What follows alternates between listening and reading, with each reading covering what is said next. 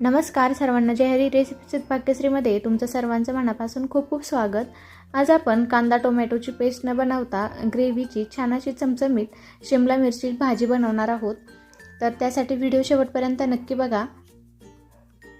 भाजीसाठी मी ते 4 शिमला मिरची अशा थोड्याशा मोठ्या साईजमध्ये कट करून घेतल्यात आणि एक मोठा कांदा तो पण अशा मोठ्या साईजमध्येच कट करून घेतलाय। आणि ग्रेव्हीसाठी कांदा टोमॅटोची पेस्ट बनवणार नाहीये, त्यासाठी एक मोठा टोमॅटो आणि 2 कांदे एकदम बारीक चिरून घ्यायचे। तर बघा असे एकदम बारीक कांदा आणि टोमॅटो एकदम बारीक चिरून घेतलाय। आता कढईमध्ये 2 मोठे चमचे तेल घालायचे। तेल थोडंसं गरम झालं की त्यामध्ये चिरून घेतलेली शिमला मिरची आणि कांदा घालून तो तेलामध्ये चांगलं परतवून घ्यायचे।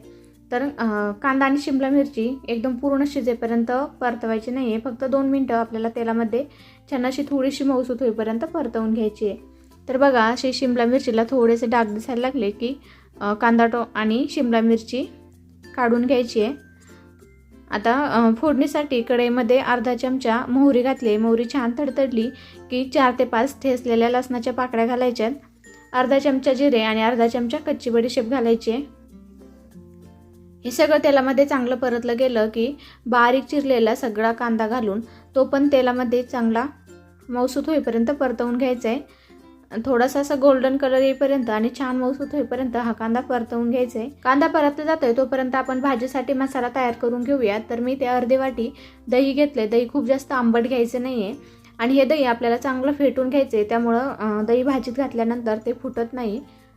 आणि त्यामध्ये थोडेसे मसाले टाकायचे। तर अर्धा चमचा लाल तिखट, पाव चमचा हळद, अर्धा चमचा गरम मसाला आणि अर्धा चमचा किचन किंग मसाला घातलाय।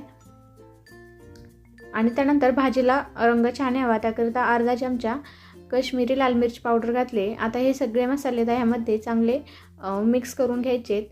तर यामध्ये अजिबात गुठळ्या ठेवायचे नाही आहेत, एकदम छान असं हा सगळा मसाला मिक्स करून घ्यायचा आहे।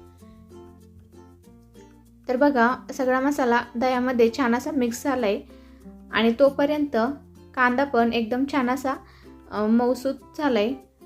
आता भाजीला छान असा दाटसरपणा यावा त्याकरिता 1 चमचा बेसन पीठ घातलंय। हे बेसन पीठ कांद्यासोबतच छान असं परतवून घ्यायचे, त्यामुळं बेसन पीठाचा भाजीमध्ये असा कच्चा वास येत नाही।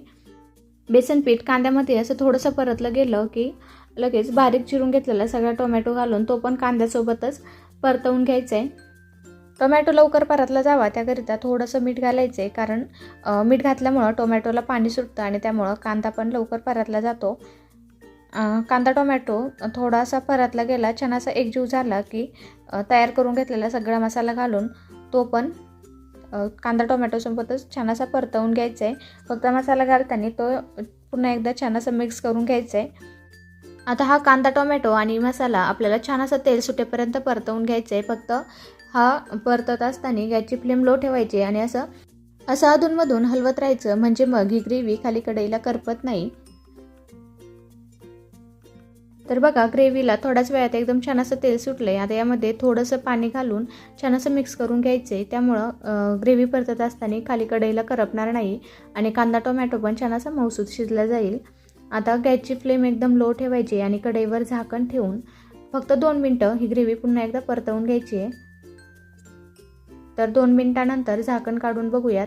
तर बघा ग्रेव्हीला मस्त असं तेल सुटलंय आणि कांदा टोमॅटो पण छान असे मऊसूत शिजले गेलेत आणि त्यामुळं ग्रेव्ही पण एकदम छान अशी एकसारखी तयार झाली आहे। आता लगेचच यामध्ये मगाशी परतवून घेतलेलं शिमला मिरची आणि कांदा घालून तो ग्रेव्हीमध्ये छान असं मिक्स करून घ्यायचं आहे। तर सगळं छान असं मिक्स करून घेतलंय आणि मगाशी कांदा टोमॅटो परतत असताना थोडंसं मीठ घातलं होतं, त्यामुळं चवीनुसार मीठ घालायचे आणि थोडीशी बारीक चिरलेली कोथिंबीर घालायची आणि पुन्हा एकदा सगळं छान मिक्स करून घ्यायचे। सगळं व्यवस्थित मिक्स करून घेतल्यानंतर भाजीची ग्रेव्ही आपल्याला किती घट्ट किंवा पातळ हवे त्यानुसार पाणी घालायचे।